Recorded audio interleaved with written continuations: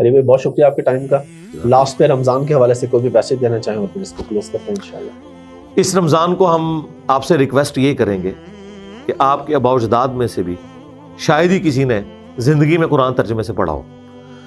تو اس رمضان میں اگر آپ اعتکاف کا ارادہ رکھتے ہیں یا نہیں رکھتے، دونوں صورتوں میں بجائے یہ کہنے کہ میں نے اتنے قرآن ختم کیے، آپ فخر سے یہ کہیں ایٹ دا اینڈ آف رمضان کہ میں الحمدللہ اپنے خاندان میں اور اپنی نسلوں میں پہلا بندہ ہوں جس نے پورا قرآن ترجمے کے ساتھ پڑھا ہے. اور یقیناً ایسے ہی ہوگا کیونکہ قرآن کا پہلا ترجمہ 1920 میں ہوا ہے. پریکٹیکلی تو اب لوگوں کے ہاتھ میں ہے، کسی نے نہیں ترجمے سے قرآن پڑھا ہوا تھا.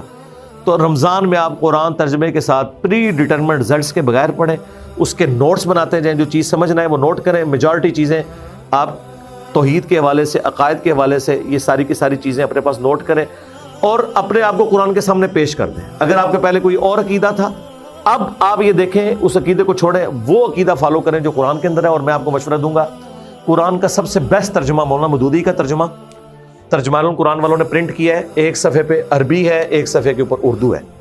تو اگر صرف اردو بھی پڑھنی ہے آپ نے، لوگ کہتے ہیں جی عربی کا ثواب ہوگا، اردو کا 10 گنا زیادہ ہوگا کیونکہ اس سے آپ کی آخرت بننے والی ہے.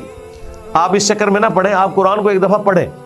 اور عربی لنگوسٹک کا سوز و گداز اگر اردو میں کسی نے ٹرانسلیٹ کیا ہے، مجھے چونکہ قرآنک عربی آتی ہے اس لیے میں اس کو فیل کر سکتا ہوں. مودودی صاحب نے اردو زبان میں الفاظ کا چناؤ وہ کیا ہے کہ کاش اگر آپ کو عربی آتی نا تو جو سوز و گداز آپ پہ طاری ہونا تھا نا وہ انہوں نے اردو میں ٹرانسلیٹ کر دیا ہے. اور الحمدللہ ہر بندے کو سمجھ آتا ہے. تو رمضان پہ میسج یہی ہے کہ قرآن کم از کم خود پڑھیں، اور بہتر یہ ہے کہ اپنی فیملی کو ساتھ بٹھا کے روزانہ بھلے آپ ایک رکوع ہی پڑھ لیں تو سورۃ البقرہ بھی کور ہوگی، تو آپ کو قرآن کی اوورال تھیم پتہ چلے گی انشاءاللہ. ٹھیک ہے جی، جزاکم اللہ خیرا. سبحانک اللہم وبحمدک اشہد ان لا الہ الا انت استغفرک واتوب الیک وما علینا الا البلاغ المبین.